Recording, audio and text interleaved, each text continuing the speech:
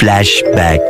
আলহামদুলিল্লাহ আলহামদুলিল্লাহ, এই বছরও নিজের টাকায় কুরবানি দিতে যাইতেছি আর এইবার নিজের গরু নিজেই কিনতে যাইতেছি। তো আসসালামু আলাইকুম, কেমন আছেন আপনারা সবাই? আশা করতে সবাই অনেক ভালো আছেন। আলহামদুলিল্লাহ, আল্লাহ তাআলার রহমতে আমি অনেক ভালো আছি। সবাইরে অগ্রিম ঈদ মোবারক। আজকের ভিডিওটা কেটা কোন জায়গা থেকে দেখতেছেন অবশ্যই কমেন্ট করে জানাইতে ভুলবেন না। আর এবার ঈদে কুরবানি দিতে বাড়ি যেতেছেন নাকি এই জায়গায় ঈদ করতেছেন এটা একটু কমেন্ট করে জানাই দিন। কে নিজেই সাহস করে গরু কিনতে চাইতেছি, কুরবানির গরু। তো যেহেতু আমি উত্তরা থাকতেছি, উত্তরার আমার বাসার সামনে বড় সড়ো একটা হাট বসে, যেটা কিনা বউ বাজার ছিল। এটা থেকে আজকে নিজের পছন্দের পিঙ্ক কালার থুকুমুকু আজকে পছন্দের কুরবানির গরু কিনতে যাবো। তো এর লেগে একটু টুকটাক রেডিমেডে হইতেছিলাম। আর লগে আঙ্গ বলগার আপাও আছে, যার কিনা রিসেন্টলি বিয়ে হয়েছে। উনি তো এখন সেই চিলে আছে। যাই হোক গা, আল্লাহ জানে আমার কপালে কবে রাখছে। করি কইরা বাইরেতে ছিলাম, বাট বাইরের ওয়েদার এত খারাপ ছিল, একদমই বুঝতে পারি নাই যে এরকম একটা বিপদের মুখে পড়বো। তো কুরবানির গরু কিনতে যাওয়ার পরে যে একটা বিপদ হয়েছে এটার নাই, তো না কর কিছু নাই, আপনি করে লাস্টের দিক দিয়ে দেখাই দিমু। তো এন থেকে বেশি একটা দূরে না, তাড়াতাড়ি করে যেতেছিলাম। গার আকাশের অবস্থা দেখেন ওই পর্যায়ে কত খারাপ ছিল।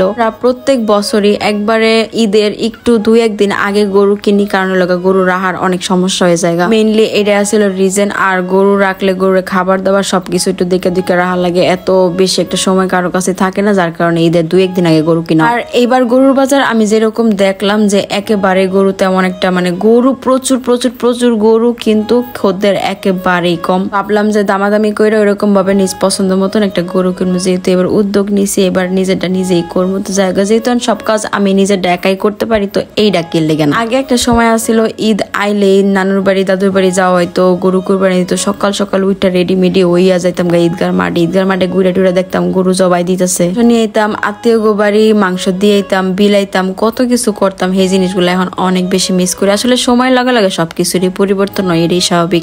আওনের আগ মুহূর্ত আকাশটা যেরকম কালো হয় ঠিক ওই রকম হয়েছিল, যার কারণে আমি অনেক গাইমা গেছিলাম। জর্জের একটা ড্রেস ছিল, একবার গাম ছিলাম, এটা বোঝা যাইতেছে। তো আমি আর স্বপ্ন ডিসাইড করতেছিলাম যে কোন দিকে আগে যাম, কারণ বাইরে ভাই পুরাটা জুইরা এত বড় হাট, বলার বাইরে কোন দিক থেকে কোন দিকে যাবো। তো সর্বপ্রথমে আমার এই সাদা কালার কিউট গরুটার দিকে চোখ যায়। এটা ছিল সাদা পরি। তো আমি ওনার জিজ্ঞেস করতেছিলাম যে আসলে এটা কি সেরানা সেরি। তো উনিও খুব হাসি দিছিল, আপনি নিজেই দেখেন তো এটা সেরানা সেরি। পরে দেখলাম ষাঁড় গরু।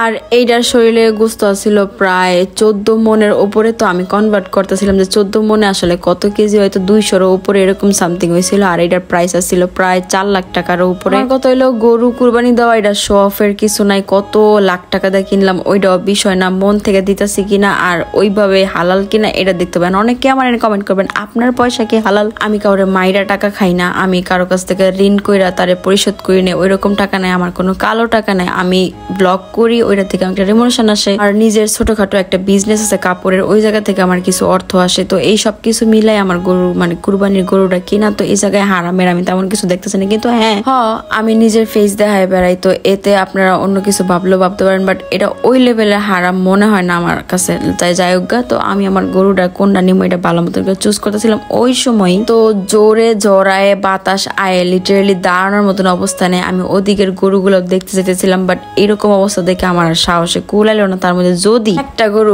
পাগল হয়ে দাবড়ানি দেয় তাহলে তো আর কি কোনো কথাই নেই। তো আমি অনেক বেশি ডরাইতেছিলাম, যার কারণে আমি আর স্বপ্ন একটু সামনের দিকে যাইয়া আমরা আবার পিস পাওয়া হয়ে যাই। ক্রমবশত আর কি এই জায়গা থেকে আমার গরু কেনা হয় না, কারণ আমি গরু দেখতেও পারি নাই তেমন ভাবে। আর এই জায়গা আমার কাছে অনেক বেশি দামও লাগতেছিল। তখন পাপার আমি তো অনেক কল দিয়েছিলাম, বললো তোমার এত প্যারা খাইতে হবে না, তুমি কুরবানির টাকা পাঠাই দাও, এদিক থেকে আমরা চুজ টুজ করে কুরবানি গরু কিনি, দেখি তোমার পছন্দ আশা করি কয়েকটা দেখে তোমার ছবি পাঠাবো না। তো আমিও বললাম তাহলে এটাই ভালো হয়, তোমার আর কোনো কষ্ট করা লাগবে না, তুমি বাসায় যাও গা, তুমি রিল্যাক্সে বাসায় দেখবা, তোমার লাগে কুরবানি গরু কিনা হয়ে গেছে। তো আমি কইলাম তাকে এটাই বালা, দৌড়ায় কোনো মতন হাফ তাপ হইয়া বাঁচানোর চিন্তা করতেছিলাম। এই বৃষ্টির রাত থেকে এনে বাইচে যাই, কিন্তু আনফর্চুনেটলি বৃষ্টি আমগর আর কি ছাড়ে না। পুরা বৃষ্টিতে আমরা একবার ভিজা কুপোকাই। তো এনে দাঁড়াইছিলাম যে কোনো মতে একটু বৃষ্টি কমলে পরে যাবো, কিন্তু আর লাস্ট রক্ষা হয় নাই। গেছিলাম কুরবানি গরু কিনতে, একবারে ভিজা আর কি কুপোকা তৈ আইসি। তো যাই কি আর কইতাম, এই ছিল আমার আজকের আর কি কুরবানি গরু কিনতে যাইয়া না কিনতে পারার ব্লগ। তো ভাই বিদ্যুৎ চমকানো আমি এত ভয় পাইতেছিলাম বলার বাহিরে। ভাই আমার মতন কেডা কেডা বিদ্যুৎ চমকাইলে ভয় পান একটু কমেন্ট করে জানায়। এই কেডা কি করতেছেন, ঘুরতেছেন কিনা, দেশে আছেন কিনা, দেশে থেকে গ্রামে বাড়ি বা ঢাকা শহরে রয়েছেন কিনা একটু কমেন্ট করে জানায়েন। তো দেখা হইব আপনাদের লগে আবারও অন্য কোনো ভিডিওতে। এই পর্যন্ত সবাই সুস্থ থাকেন, ভালো থাকেন। আর আমরা এক একটা বিজ্জা একবারে ছাগল হইয়া পরে বাড়ির দিকে যাওয়ানোর উদ্দেশ্যে। তো এই ছিল আর কি আমাকে খুবই দুঃখ বিদারক একটা ব্লগ, যেটা কিনা আমরা আমরা একবারে সাকসেস করতে পারিনি। আমার খুব হাসিও লাগতেছিল, আবার কষ্টও লাগতেছিল। ভিডিওটা ভালো লাগলে অবশ্যই পেজটা লাইক ফলো করতে একদমই ভুলবেন না। নেক্সট ভিডিওতে ব্লগে আবারও আপনাদের লগে দেখা হয়ে যাবো গা। তো সবাই জানাইতেছি আমার তরফ থেকে আল্লাহ হাফেজ।